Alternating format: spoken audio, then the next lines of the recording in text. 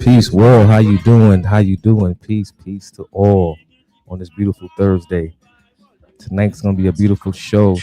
Tonight's show is gonna be powerful. A lot of information gonna be dropped. We're taking it back home on this one, straight to the island of Haiti on this one. As you can see tonight, we got special guest Papa Mystique. To our listeners and viewers, don't forget to comment, like, share, and subscribe. We got super chats. We have merchandise on our website, so do tune in. Without further ado, Papa Mystique, how you doing, my brother? Hi, Bobo. What's going on? I'm glad to be here. Yeah, finally. Yeah, man. A year in the making, bro. Let's give it up, man. Papa Mystique and I we were planning this show for about a year, but as you know, life goes on. We're men out there doing what we got to do, take care of our families and ourselves. That's right. And now time finally allowed us to meet up to get this show popping, bro. I appreciate you for coming out, man. And no doubt, it's a pleasure. Definitely. We'll be talking about the sacred nations, the spirits of Haitian Vodou. Before we get into the show, Papa Mystique, tell us about you, brother. Where you from, brother? Give us a rundown in the background. Yeah, so I'm originally from Brooklyn, New York, where you're at right now. Facts. Brooklyn, the building. Born and raised Flatbush, but I am Haitian. My parents immigrated here from Haiti. We're from all over the place in Haiti. My parents directly from Port-au-Prince, but on my father's side, Okap, Mont-Organisé, areas like that. My mother, Baradere, Tomazo, and areas like that over on that side. And pretty much, raised in New York, around the Haitian community, Flatbush, a lot of Haitians. In my teen years, moved down to Florida and Miami, another large Haitian community. And pretty much just always been surrounded by, good people that were able to form me into the person that I am today. That's dope, brother. Salute and respect. That's dope. All right, so you was born and raised here. Parents immigrated from Haiti. How was your upbringing? Was it like religious? So my upbringing is sort of, like most other Haitian families, in the sense that, when a lot of Haitians immigrate over here, they kind of have a paradigm shift. Yeah. And so they try to live life according to, the American standards and things of that nature. Definitely. And so both of my parents, surprisingly, were not religious. My mother, not so much. I mean, she goes to church now, but she wasn't a church-going woman when I was a young child. You know what I'm saying? My father, he was a traveling man. So he was, into esoteric knowledge and things of that nature. And so, of course, voodoo was present there for me. But my parents actually split up when I was young. Okay. And my mother raised me, in Brooklyn, while my father was in Haiti, doing, his thing for a while. But, she really didn't want me to take this path. She tried to keep me away from this path. Gotcha. But it was just inevitable. I mean, she even put me in Catholic school for a couple of years, and that just completely backfired. You know what I mean? Knowing she still leading you into that path by putting in Catholic school. Exactly. So, but I did get the opportunity, to spend some time with my father in my teen years and pick up a lot of knowledge while I was with him. And also when I was very young, I spent a lot of time in Haiti as a young boy, around my grandmother, was a mambo, and she, just dropped a lot of gems on me, while I was young, which absolutely came to make more sense as I became an older person. And so sometime in the mid 90s, I went to Haiti, spent some time in Haiti, and, went to my habitation. And, met my family there that was running the lakou. And they brought me in, with open arms, and gave me everything that I needed to know, and we are Société Makout, we're Leve Sèvenn, so we have a familial form of voodoo. And so while I spent some time there, obviously picked up the connaissance that I needed in order to move forward. And just years later, just kind of spent some time, soul searching spiritually. And interestingly, being raised in New York, especially at the time that I was raised in New York, I was raised in New York at a time where it was cool to have knowledge. You know what I'm saying? That's a fact. So, you know what I mean? So, we had, of course, the Nation of Gods and Nerves. We had the Nation of Islam. We had just a bunch of ATR, different ATR movements going on in New York. So I was exposed to all of that.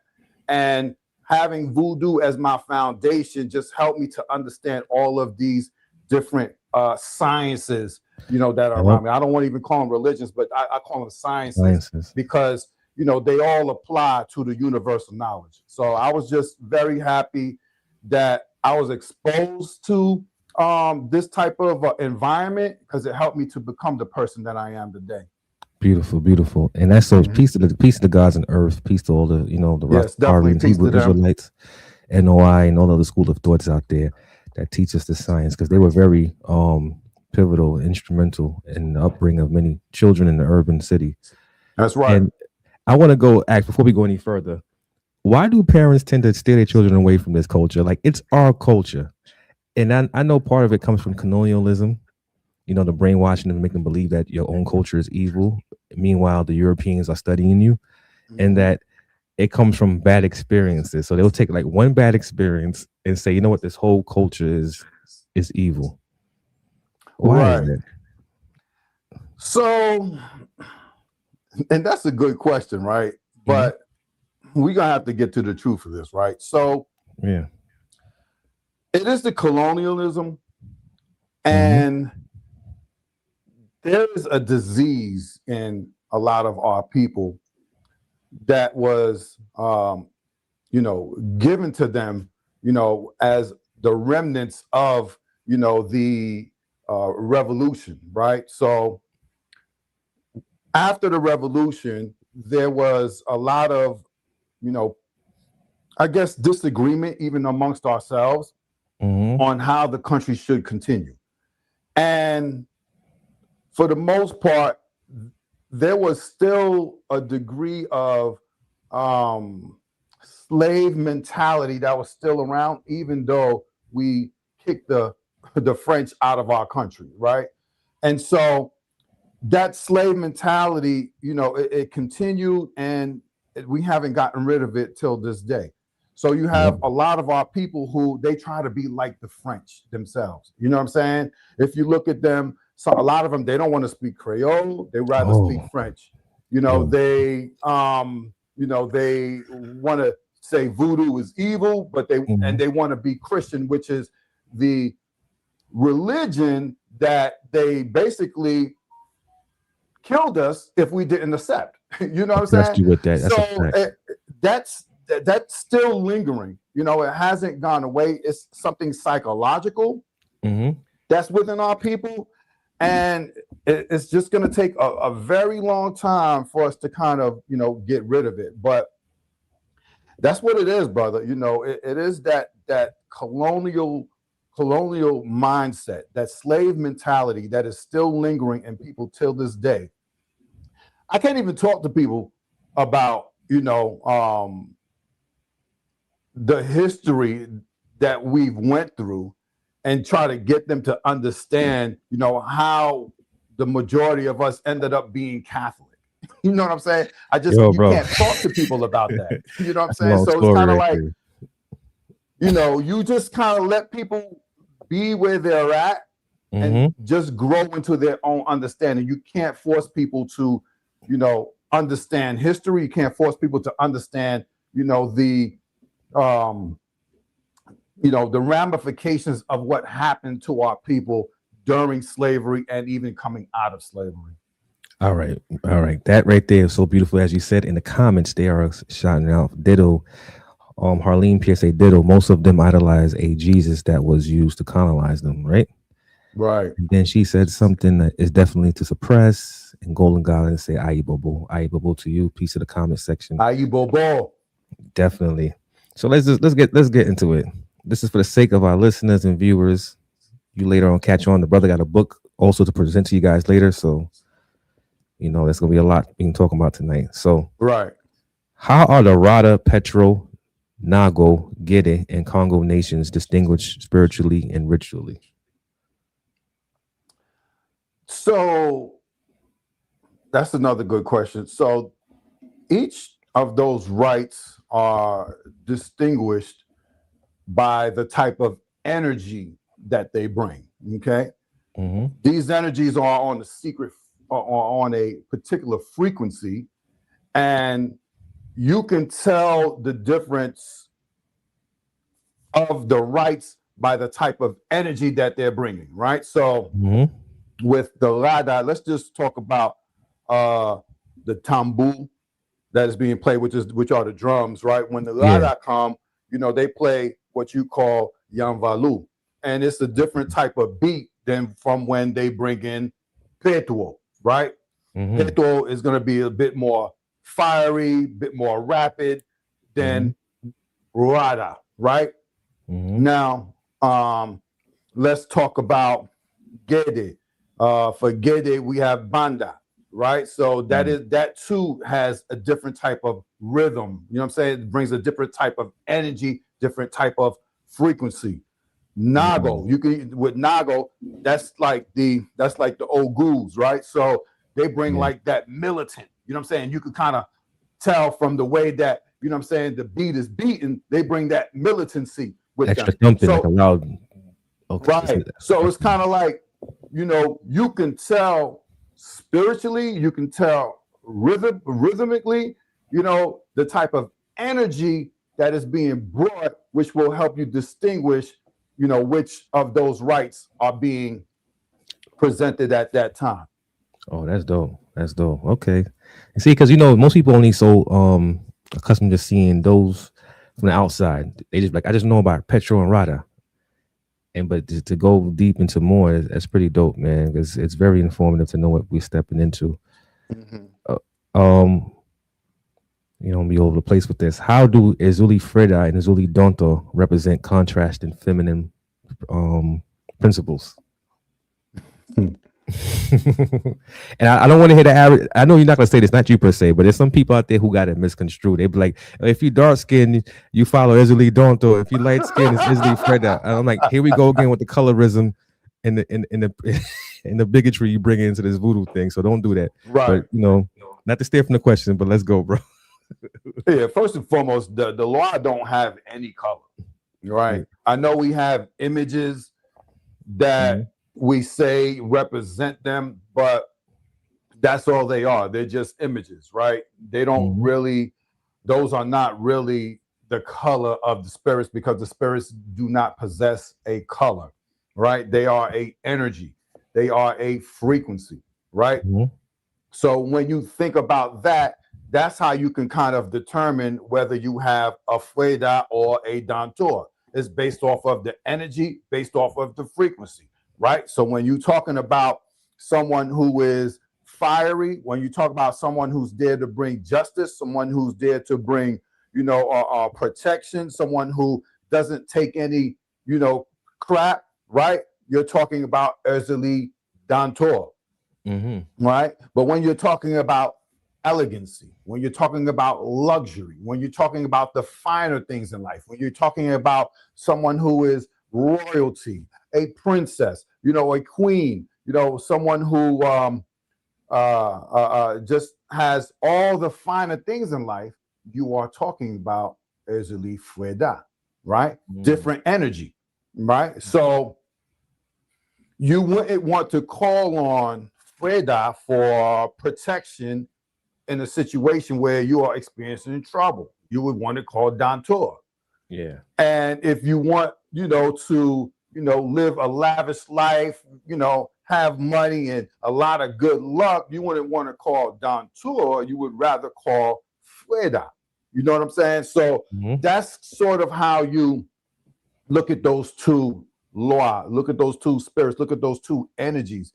Is one doesn't take any crap. She's like, you know, a scorned mother. And the other one, she is the one that is, you know, she's very cool. She ain't with no crap. And, you know, she's just someone who wants you to experience the good things in life, right? And that would be Freda. So you would go to each one of them for different reasons. So that's how their frequencies pretty much differ. Yeah, this is beautifully broken down, man. Yo, this is gonna be a good show, man. I like how you breaking it down, my brother. And as my brother Ron Brown said, you got that aura going on. So you looking no like doubt, no doubt, looking absolutely. Like you about to open up a school soon out here. right, exactly. That's the point. That's the goal. And I support that. What is an hounfò, if I'm saying it correctly, and how does it function as both temple and community space? Hounfò, if I'm saying it correctly. Hounfò, yeah. Right. So hounfò is like you just said, it's like a temple, right? It's like a in the north we will say a baji, you know what I'm saying? And an hounfò, within the hounfò you have what you call a peristyle, which is kind of like the communion space, right? So this is a spiritual house, right? Or like a lakou, right? And so this is where people come to serve the Loi. The hounfò is run by a houngan or a mambo. And within the house, you have people who, you know, who come to serve. You have your serviteur, you have your voodooisant, or, you know, different people who come to serve, you know, within the hounfò. And different people within the hounfò have their roles within there. Okay, so everybody has a role within the hounfò, but the hounfò is broken up. You know, it has different chambers within the hounfò for, you know, different reasons, right? So the houngan, he'll have his space, and, you know, there's another space specifically for the loi, and, you know, there's different sections within the hounfò. But the peristyle is where, you know, people come, they gather, and, you know, they come to serve. And within the peristyle, you have the poto mitan, which is basically the universal axis, you know, that connects us with the spirits. That's the gateway. To me, it sounds like, you know how, you know, in Kabbalah it says 72 angels, access to them, right, as above, so is below. You know, the whole star. Right. That's what the portal meter is, like that portal that connects you, right? Yeah, it is. It is the portal. It is the gateway. It is where it is the access point. All right. So you know they say, you know, our people are always about progression and such, right? And I see, you know, through time things tend to evolve. Some stay stagnant, some evolve. There's kind of like a silent movement taking place, right? Because, in rest in peace, my uncle, who was old school, and then many elders that, you know, that I know that came around. Shout out to Miss Jean, Mother Jean. There's something in between old school voodoo and new school voodoo. There's like a silent movement going on where people like, we don't do what these youngsters are doing nowadays, because they tend to mix things up a little bit and stray from what they were taught. Do you see that happening on your end? And do you see any conflict with that? It's interesting you asked that question, because I just had this conversation with somebody this past week. Yeah. So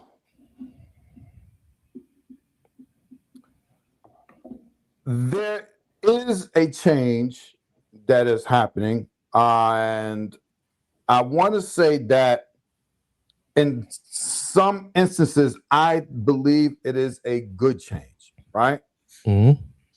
I believe it is a good change because it is helping to spread the goodness and how beautiful voodoo is, right? Because voodoo is beautiful, and voodoo, a lot of people don't know, is a universal science. It possesses universal sciences within it. Yep. So what does that mean?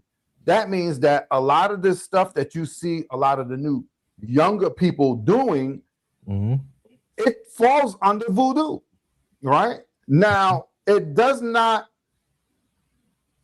to those to the old school, it does not look what we traditionally do, because we have certain regleman, we have certain ways of doing things that we've been doing. This is how our ancestors left it for us, and this is how we're going to continue doing, right? Yeah. And that too is very important. That too is how we got here today, because if it were not for the ancestors preserving these ancestors, because that's what voodoo is, it is an ancestral tradition, okay? It's ancestral spirituality. So if it were not for them preserving this ancestral tradition, if it not for them preserving this ancestral spirituality, then we would not have a voodoo today. So yes, we need to preserve, but voodoo also evolves. How do we know this? Me and you earlier, before the show started, we were using Florida water, right? Yeah. Our ancestors didn't have access to no Florida water. This is a company. Yeah. This is a company that was established, I think, sometime in the 70s or 80s, but it got incorporated into, certain rituals into voodoo. So is hombre. You know what I'm saying? So is Leve. We didn't have, our ancestors did not have access to these things. You know what I mean? Right. So what's important to understand is that, yes, voodoo preserves certain ancestral tradition, but voodoo also evolves.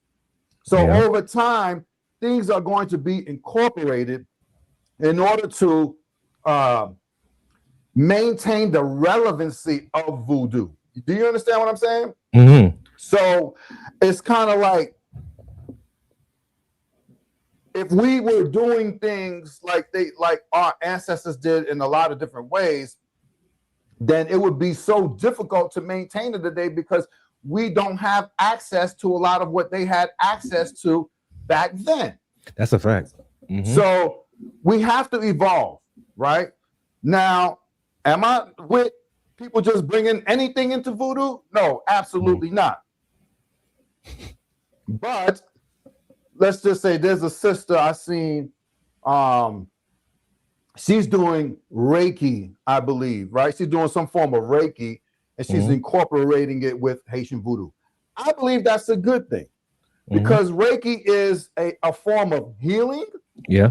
And that's what voodoo is about. Voodoo has healing within it, right? Yeah.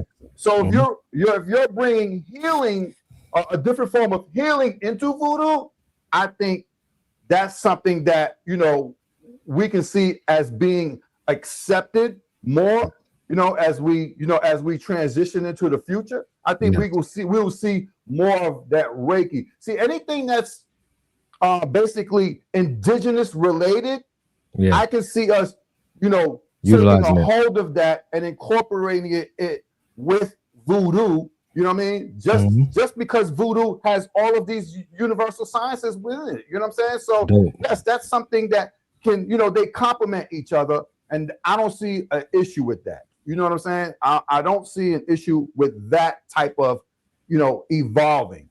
Now, some of this other stuff people trying to do, I don't agree with it, and I don't think it belongs. But if it's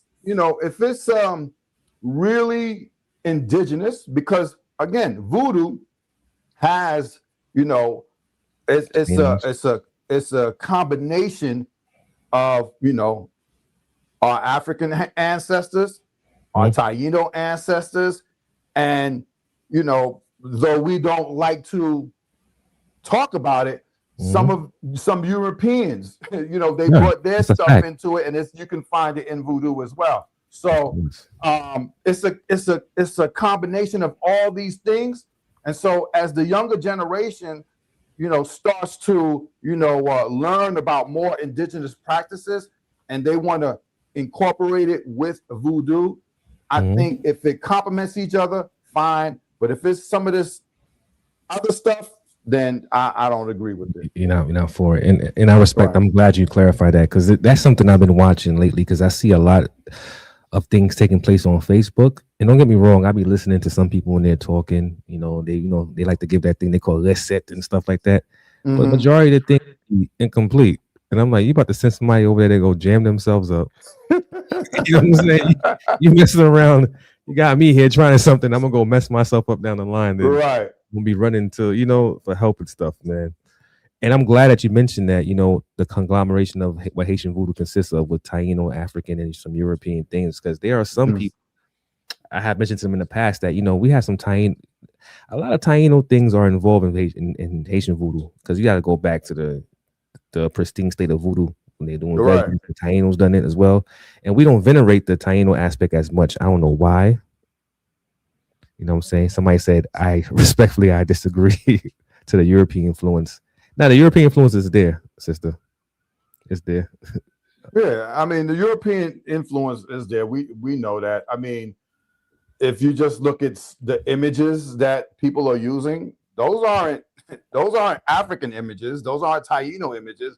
Yeah. Those are images from the Europeans. You know what I'm saying? The Black Madonna, the Mater Dolorosa, which people look at as Ezili, Freda, Saint Jacques Mager. We got a lot of songs in voodoo songs that talk about Saint Jacques. Who's Saint Jacques? Saint Jacques means saint. James. You know what I mean? So saints don't come from Africa. Saints don't come from the Taino. The saints are from the Europeans. And we have voodoo songs with saints in them. So there is that influence in there, even though we don't want to admit it, like I stated earlier. That's a fact, Lakeisha. She said they came from Catholicism. Exactly. They came from Catholicism, which is the Europeans. Exactly. Okay. So I have a question right here. What ethical obligations exist between devotees and their loi? Ethical obligations. So when you are a devotee or a voodooisant and you serve the loi, servi loyo, right? Then there are certain standards that you have to meet, right? So a voodooisant is very disciplined. Number one, very disciplined. A voodooisant can't do anything. You know what I'm saying? You know how in some religions, they could do certain things and then, they're forgiven as long as, they confess or whatever. Yeah. In voodoo, we don't have that type of stuff. You know what I'm saying? And so you will be held accountable, not just by your peers, but specifically by the law. The law can cause trouble in your life if you call yourself a serviteur, if you call yourself a servant of the law and you aren't, upholding certain, standards, ethical or morals, you know what I'm saying? So someone who is abusing their authority as a hungan, right? The law will give him problems. The law will, persecute them in a way that will make them see that what they're doing isn't right. You know what I'm saying? Definitely. So, yes, there are ethical standards that one has to hold themselves up to if they are calling themselves a servant of the law. That's dope right there. See, for y'all out there that's BSing, I better listen. If not, that's your ass. You heard? You know what I'm saying? So I have this is a question I have. Say I'm a regular Joe Schmo off the street. I walk into Racine La Calle Botanica. I'm like, yo, I wonder whose my loi is. How can I go about that? You want to what? If I'm a Joe Schmo off the street and I'm curious about Haitian voodoo, I come in, I'm like, I want to know who's my loi. I want you to guide me. What's the regleman? How can I go about it? Break it down for me without violating codes and ethics. So, a regular Joe Schmo, if he walks into a Botanica asking that question, for one, he may not be talking to someone that could help him, right? Because if it's not a Haitian botanica, okay, and I know there's other stuff, you know, Santeria, 21 divisions, all that stuff, and you know, a lot of it is very similar, things of that nature. But I'm speaking directly to Haitian voodoo, right? If it's not a Haitian botanica, then he may not be able to get the answer that he's looking for. But let's just say it is, right? And he's like, you know, I'm interested. I want to know my law, this and that. First and foremost, I'm pretty sure he's going to need a reading. Okay. He's going to need a reading to first try to determine what's going on, right? Do we have, you know, does he have a law walking with him? Is, you know, those type of things need to be investigated first before he goes any further, right? Because if you're not called, if you're not Haitian and you're not called, you know, your path is going to be very different than from someone who is Haitian or from someone who is called. You know what I'm saying? Because when you're called, most of the times you're going to know who to go to. All right.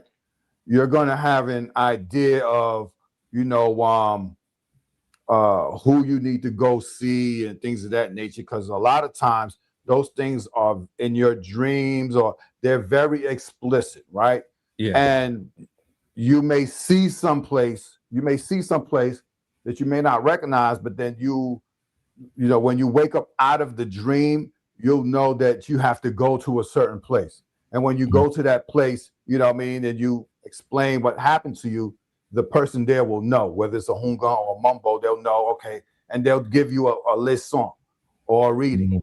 Okay. And in that reading, you know, they'll explain certain things to you, right? They'll tell you which law are walking with you. They'll explain to you, you know, what your path may be, yada, yada, yada. You know, you'll get more information than what you started with, right? And when you get this information, there's work for you to do yourself as well. You know what I'm saying? Because the hounfò mambo is going to tell you what you need to do, you know, after you tell them what you've told them, right? Yeah. And you're supposed to go back and you do these things, and then that will start your path. You know what I'm saying? A lot of people today, right, they may get a reading from one hounfò or mambo, you know, hear one thing, and then they'll go to somebody else, get a reading, you know, and then they'll go to some, you know, they'll just keep getting, and this kind of like, you got your answer, but you didn't follow through on what you were supposed to do, and you wondering why you don't know anything. You're wondering why. You understand what I'm saying? Yeah, exactly. So the thing is, when you want to find something out, yes, you're going to talk to a hounfò, you're going to talk to a mambo, you're going to talk to somebody who's already within the practice that's going to help to guide you along your path. You know what I'm saying? And it is at that point, you know, whether you accept it or not into what your path is. But the point is, as if you're an outsider, there's no way for you to know which way to go unless you know somebody that knows the route already. You follow what I'm saying? Yeah, that's gonna, because language is a difficulty, as you know, if we speak another language, and being that we speaking about language and difficulty, what do they mean? And my Creole is terrible. They're gonna laugh at me when they say voodoo is langage.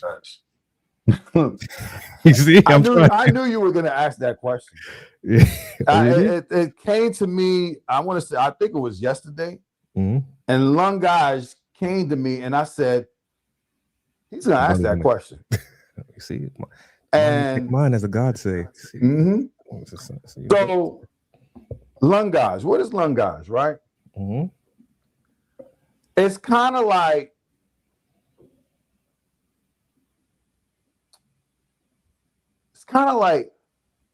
coded language, right?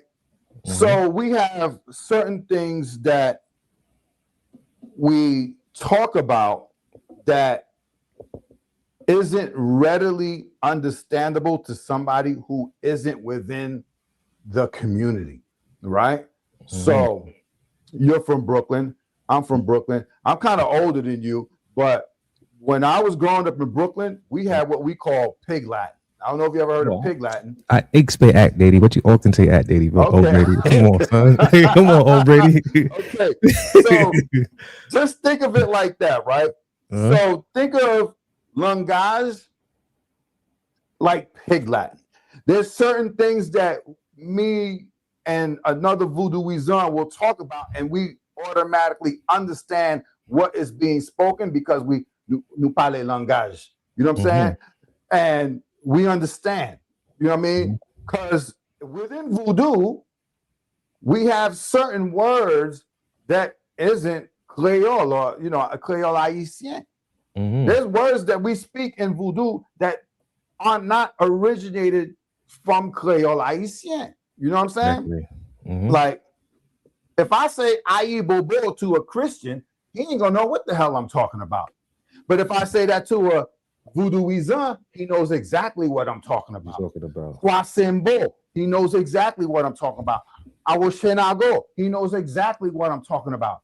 Do you know what I'm saying? Talk about it. Bilolo, right? Yeah. So when we start talking about langage, we're talking about terminology that's used within the voodoo community that we understand. It gets even deeper than that. Of course, I know what it's going. I know what it connects even deeper than that. You know, because in the beginning was the word. Gede and Mambo Rose on here before. Two beautiful people. Let me just say, shout out to two young, beautiful people that I know are gonna, you know, lead. This voodoo's in good hands with young people like that because they represent. You know what I'm saying? They truly represent voodoo the way it's supposed to be represent. Two people I love. But it's kind of like, you know, when we look at langage, right? It's something that all Haitian get it one day. You know what I mean? But it's something that we need to, you know, incorporate into our daily lives. You know what I'm saying? Because it is our culture, right? Voodoo is our culture. Voodoo is our it is our soul. Talk about you understand what I'm saying? And so you never truly know, especially if you're Haitian, you never truly know who you are unless you have voodoo, right? You out here trying to live a whole life like, you know, like the French, you know, this, that, and the third, but you will never truly come into who you are because you are Haitian. You are Haitian. What do you mean Haitian? Parle. You know? What do you mean? Because we got mambo Haitian, right? Haitian. Haitian who is a law. Haitian who is a spirit. You know what I'm saying? She's the mother. You know, she's one of the mothers of our country. You know, we are Haitian. So if we are refusing to admit that we are Haitian and our mother is Haitian, then we'll never truly know who we are. You know, bro. You're on point, bro. Yo, this is crazy. I was speaking to a brother about that the other day. Everything you just said. And I'm not talking like I'm a novice in this thing. I consider myself a forever novice because every day I'm learning something, right?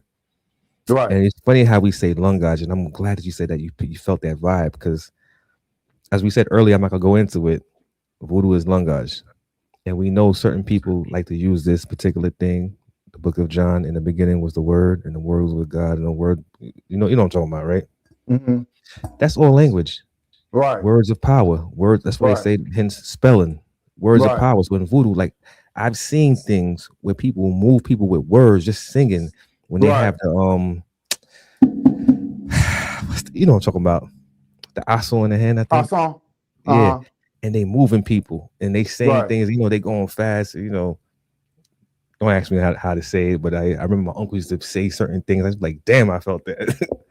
You know what I'm saying? But it's a beautiful thing, man. I'm glad you said that with the Aizum, man. Because whenever I hear Haitian voodoo, that's one thing every Haitian, I don't care if you call yourself a Christian, Catholic, whatsoever. If you, in modern day, once you smell Florida water, you hear drums, you know where you're going. I don't care what they say. Right. you know, but keep going forward. Somebody said this, Racine Wellness House. May you explain in the ceremony what can make a loi mount someone because people then spread cleaner in people's face or spread perfume on the person? Does that make sense? So yeah, so in the ceremony, and you hear them talk, you hear them playing the tambour, right? Mhm. What's going on is, they're trying to get the spirits to show up. They're trying to get they are trying to draw the spirits. When at the beginning of the ceremony, they trace vev, they feed the vev, things of that nature. They go through all the different rituals, but once you hear them start hitting the tambour, right, and there is a connection between the person playing the tambour and the people that are getting the rhythm. Now, they can kind of tell when the spirit is about to arrive. And so you can hear them, they call it casse, right? Basically, when the drum is about to break, the tambour's about to break. And they kind of and so the spirit, they know the spirit is coming. And then so what will happen is you'll see people go into what we call a crise de loi. This means it's like a crisis of the loi, and basically it's where the people can't control themselves, and you know what I mean, and they kind of like bumping into people and stuff. You see them just going all over the place. That's the crise de loi. Now, when you see, let's just say someone, they have the barbacoa, they take a sip, and then they right, and you see that going on. That is not disrespect. They're not doing that out of disrespect. And I know there are people out there, I know voodooism out there that they don't like that stuff. They don't like they don't like the rum being spit in their face or any of that stuff being spit in their face because, to them, they kind of, it's an insult. Yes, and here's the thing: I really don't even want to go into because voodoo is very diverse. Let me say that. So not everybody does that what you're talking about. There are groups of people who do not do that. All right. So, but I don't want to get into the different sects within voodoo, you know what I'm saying? But there are different rites or different lineages or however you want to call it within voodoo, right? And there are people who do not do that. But that is not a sign of disrespect. They when you see that, that's to say basically, let's just say Ogu's saying, who gonna mess with one of mine? You know what I'm saying? Like, who gonna mess with? Ain't nobody gonna mess with none of mine. You know what I'm saying? Like, he's just kind of being the tough law spirit that he is. You know what I'm saying? So it's not a sign of disrespect. It's just, how can I explain? It's just kind of like he's just inviting people to say, he's like, what up? What's going on? You know what I mean? Like, that's really all it is. It's not any disrespect whatsoever. And I know people, they see that like, I'm not with that, you know what I'm saying? And granted, there are people who don't like that, you know what I'm saying? So, but when you go to a ceremony, you kind of know what to expect based off of which societe is having the ceremony. You kind of know what to expect, right? Yeah, you kind of know what to expect, right? So they do that in a lot of Asogwe ceremonies, right? You're gonna see that in a lot of Asogwe ceremonies. They will do that, and certain other ceremonies you won't see that. So there's a difference. I'll just speak on it really briefly. There's the difference in. So the way Christianity has Catholicism, they got baptism, they got, Protestants, this and that. voodoo has something sort of similar, where you got Asogwe, you got Leve Sèvenn, you got Makout. Asogwe, they have a regleman for their ceremonies, right? That if you are in Asogwe ceremony in New York, when you go to Asogwe ceremony in Florida, you kind of gonna expect the same type of regleman for their ceremonies because it's uniform. But when you're talking about Leve Sèvenn or Makout, it will differ because these are familial forms of voodoo, and so someone from Oka will not have the same regleman as someone from Jacmel. You understand what I'm saying? Because these are two different families, and if they're not under the Asogwe right, then they don't have the same type of regleman for the ceremony. So that's why you'll find in different types of ceremonies, you find different things. You know what I'm saying? The Asogwe, you'll find them in the Port-au-Prince, Jacmel, areas like that. And in the north, like Okap, Gonaïve, Latibonique, you know what I'm saying? You probably won't find as much Asogwe ceremonies. You know what I'm saying? So there's a difference. The voodoo is very diverse. Yeah. You know what I'm saying? Here in the States, most people are familiar with the Asogwe because that is the initiation rite. So Asogwe affords someone who isn't Haitian to be able to initiate and practice, whereas someone who's a Leve Sèvenn or someone who's a Makout, we get this from our family. So if you're not Haitian, then you're not going to be able to get the familial form of voodoo because you don't have that access, you don't have that connection, which is why you would need to initiate. So I'll just leave that at that there without going in too deep. Brother, I gotta have you come back for a part 2, man. You gotta, it's beautiful. I love where you taking this, man. And I'm letting the people know, I gotta see the likes go up because the brother here spitting facts. He's giving y'all gems, and y'all not putting enough likes on there. Y'all better put some likes. Stop being lazy. Put some likes up there. Yeah, put some likes up there. Don't be lazy. You know what I'm saying? It's like, people be so lazy. They just want all the work. They don't want to do nothing. With this, because we're gonna keep it basic on the basic. What does it mean to Gede glow? If I'm saying it correctly, right? How did I know you was gonna ask all these questions, brother? The mind are talking, man. You know what I'm saying? Listen, before we started the show, we went somewhere with it. You see where we went? Yes, that's good though. Yeah. Gede glow. And I actually have a video that went pretty viral on Gede glow.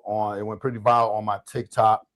A famous Haitian artist saw the video, reposted it. I had no idea until somebody told me this not too long ago.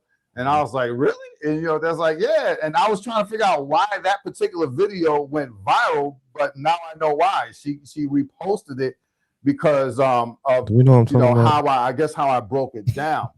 But Gede glow, right? It's something that you honor. We honor our. It's a very simple something to honor our ancestors. Oh shit, we on the same page, bro. Right. There you go. Right. So part of my screen, yeah. It's something that we do to honor our ancestors. Right? And it's something very simple that you can do to honor them. And you're just saying thank you. You're just saying, I appreciate you. And the water that we pour it for, our habitation on our mother's side, our habitation on our father's side. We pour it for the dead. We pour it for those that we can't see. And we pour it for ourselves. Right? And you give 3 drops.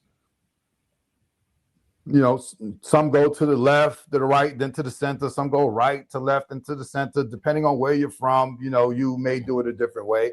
But the point is, we give 3 drops of water, right, in order to honor the ancestors. Some people do it barefoot, and you Basically, you know, we can do kat facade, you know, before we pour it. And kat facade is basically you honoring the 4 elements in each direction: east, west, north, south. You know, you're just honoring, you know, you're just giving thanks. You give to the spirits, to our ancestors. You know what I'm saying? You're pouring water. Some people pour cafe douce, cafe amer, which is sweet coffee and bitter coffee. You know what I'm saying? Some people pour rum. You know what I mean? And all you're doing, you know, matter of fact, you from New York. You know how we used to, back in the days, we used to get the 40 ounce, or we pour out some for libation, the dead. It's the same thing. Everybody tap the bottle. Like, we basically are doing the same thing. Exactly. And, you know, we're just giving honor and we're giving thanks, you know what I'm saying, to them. And this is a form of appreciation. I recommend, honestly, it's so simple to do this. If I would do it every morning. You know, I do that. But here's the thing that always get me, right? Some people say they go east, west, north, south, right? But they say, depending on how they turn, do they turn left or do they turn right? Some people like, no, you turn this way. Everybody have a way of doing it. And I always say it's based on your I've been taught you never turn left. You only turn right. That's what I've been taught, right? So I always start to the east, because the east is where the sun rises, and the east represents that fire, right? I go from east, then I go to west, then I go to south, then I go to the north. But I'm always turning right. I do not turn left at all. Yeah, you know what I'm saying? I turn right. You know, I'm because I'm revolving like the sun. I'm revolving like the earth. You know what I'm saying? I'm doing that. I'm doing that. You know what I'm saying? I'm in alignment with that. And that's something that we kind of got to go into a little bit, is because the cosmos is very important. Get out of my head, bro. The cosmos is very important. You know what I'm saying? The sun, the moon, the stars, the planets, all of these things. We have to be in harmony and in alignment with all of these things. You know what I'm saying? Like now, we are in the season of Makaya, right? Yo, get out of my head, bro. We're in the season of Makaya. And what does that mean? That means this. Okay, when you look outside, right? It's fall, it's winter, right? Leaves are falling. The trees are shedding the dead leaves, right? So what are you shedding? You need to be shedding the things that are dead to you as well. You need to be shedding that negative energy. You need to be shedding all of those things that, you know what I mean, that you don't need going into the new year. You have to get rid of the bad luck, get rid of the jinxes, get rid of all of the negativity, because we're in winter, right? And then when we start the new year, you got to start the year fresh. And brand new, because we're going into spring, and and that's when things start to blossom, right? That's when we start calling Freda and asking Freda, give me bountiful good luck. You know what I mean? Give me all the beautiful things that life has to offer, because the sun is making things grow. Do you follow me? I got you, bro. I see what you're taking. So this is what we're talking about. So we are connected with the cosmos. We are connected. We have to be in alignment with all of these things, right? Because we are just like the planets. We are just like the trees. We are a part. We have to make ourselves a part of nature. I know with the world that we are in today, they do not want us to be a part of nature. Everything that's natural, they're taking it away from you. Back in the days, there wasn't no such thing as organic. We just went out and did the fruit, and everything was right there. It didn't have to be labeled organic because we already knew it. But because they are taking nature away from you today, right? They're making you pay more money for something that is organic, something that's supposed to just grow naturally, right? Something that, if you don't want pesticides on it, you got to pay me an extra few dollars. Knowing damn well ancestors ate it, they just washing in water. Nature, brother. So, you know, we have to allow ourselves to be a part of nature. Go back to, that's what voodoo is about. Being one with nature, being in harmony with nature, You know what I'm saying? A tree has a soul just like we have a soul. You know what I mean? A plant has a soul just like we have a soul. The animals, everything that surrounds us has a soul just like we have one. You understand what I'm saying? And so we have to learn how to be one with all of these things. That is what voodoo is about. Brother, that's so beautifully put, man. Before we get up out of here, brother, I know you have a book you want to present to us because I got to get you here for part 2. But if I keep you here, you're going to be here all night talking. The people want this. They're enjoying it. Yes, absolutely, man. Brother. Thank you. So yes, my book, Mysteries of Haitian Vodou, it is available on Amazon. Look up Papa Mystique on Amazon. My book will pop up, Mysteries of Haitian Vodou. And I give you a breakdown on the history of Haiti and how voodoo came into Haiti. I give you a history of just, you know, how you can get into voodoo. I give you a history of the law, a whole bunch of stuff that's in this book that is very helpful to someone who wants to learn about Haitian voodoo. You know, I had a dream that I had to write this book. I was spending my life, you know, practicing, and I had a dream. The law came to me and they were like, you got to do something more than what you're doing. You know what I mean? And this book is a product of that. All right. And I give back to the community, and I'm just gonna let y'all know that there are not too many books that are written by Haitian authors on voodoo. Surprising. I mean, you know, when I went to write this book, I had to do some research of my own, and I was like, I'm looking around, and I'm like, most of these books aren't even written by Haitian people. How do we have books on Haitian voodoo when these people are not Haitian? I mean, no disrespect to them, but I'm saying that, you know, as something that belongs to us, how is there not a Haitian author that has written a book on Haitian voodoo? And so I wrote this book, and there's another book too, but it's written in Creole. It's called Soleil Voodoo Haïtien by one of my mentors, Hungan Samael, out of Pétionville in Haiti. He runs lakou, but it's written in Creole. It's called Soleil Voodoo Haïtien. But my book is written in English, and it talks about things that you will not find in these other Haitian voodoo books. For example, habitation, a démembré. You know, these are things that are a part of voodoo that other people can't write about because they're not Haitian. They don't have a habitation. They don't have a démembré. You understand what I'm saying? So this is one of the reasons why I wrote the book, because we need something written by us that speaks to the true Haitian voodoo, not what Hollywood has put out there, not what a lot of these other people have written out there.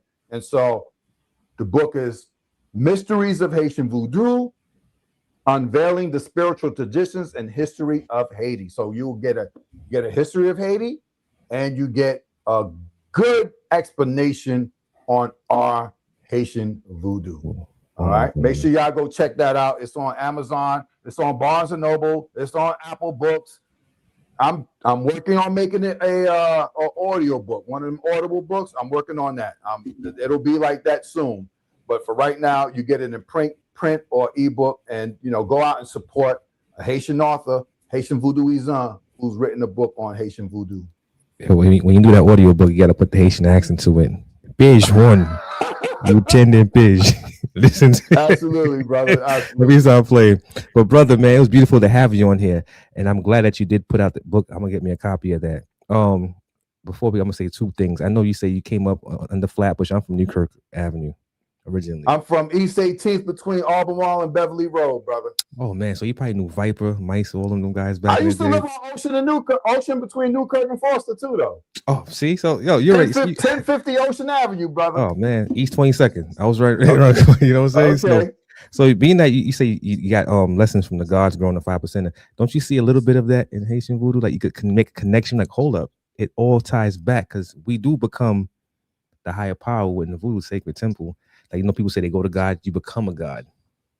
Well, that's another conversation. Right. Yeah. So yeah, when we dive and say we actually, in essence, after a certain period of time, normally a year and a day, you can become a loa yourself, a spirit yourself, and so you become a sacred being at that point. But absolutely, I think the lessons that the nations of gods and earth have put out there, I think it did a great job of helping people to break away from that mental slavery. All right, that a lot of people were stuck in. It caused people to seek or search within. You know what I'm saying? It caused people to know thyself, which is very important in Haitian Vodou as well. You know what I mean? So yeah, absolutely. I think the lessons were very helpful in my journey as well. You know what I'm saying? And and also other people's journey. Just breaking those chains. You know what I'm saying? I remember I told you my mother put me in Catholic school for 2 years, and I remember getting out of school one day. There was a god, his name was Universal, who lived on East 17th Street, and I asked him a question about, they were talking about Jesus. I think Mary being pregnant. Yeah, I know Universal. Yeah, Universal. Yeah, so they were talking about Mary being pregnant. No, yeah, being pregnant, but this and that. And I asked him, he gave me a breakdown of my life that just changed my life forever. I'll never forget that. But, peace to that God there, Universal, man. All right, before we go out, people, as the brother said, we in Makaya season. So if you want a good bath, the dates are, correct me if I'm wrong, start from the 20th, 21st, and 23rd, right? To get that yuck off of you. You're going to take a trip down to Flatbush. You're going to go to La Lakou Botanica, located on 1836 Flatbush Avenue. It's the second time I've seen this damn number. I got to play the lotto. But anyway, you're going to go down to 1836 Flatbush Avenue, La Lakou Botanica, get your herbs. Tell them that you heard about them on the show, NYP Talk Show. Go see Mama Jean. You go there correct, man. If not, I'm going to kick you out that store. Y'all better go there correct. Don't be playing no games. She's going to take care of you. All right? That's right. Get your bangy on. Yeah, exactly. So people like, yo, brother, I appreciate you for coming out. Don't forget to comment, like, share, subscribe. Papa Mystique, man. Brother, it's an honor. What you did was beautiful. I'm going to get me a copy of that book, brother. And we got to do another show, man. Peace and love, beloved. People. Make sure y'all follow me, man, on TikTok at Papa Mystique on TikTok, on Instagram at Papa_Mystique. If you just type in Papa Mystique, I'm going to come up everywhere anyway. Type in Google Papa Mystique. Follow me on all platforms, YouTube, Instagram, TikTok. I'm always putting information out there about voodoo. Good information. Make sure y'all tap in with me, man. Hit me up, man. Hit my website up, www.papamystique.com. Get the book off of Amazon, Mysteries of Haitian Vodou by Papa Mystique. Google Papa Mystique and support me everywhere. You know what I mean? I'm trying to do good things for everybody that wants to learn about voodoo. And, looking forward to y'all support and looking forward to bringing y'all some new information as well. And I'm looking forward to coming back on the show, brother. My brother Ron going to talk to you because, he's into the nation of gods and earth. So I know he's going to be asking questions, yo, God, this and that, because that's his real foundation. I got brushed by it, but this is his core. Okay. So, salute, my brother. I appreciate you for coming out. Aibo Bull. Peace, all right. Love. Peace, beloved.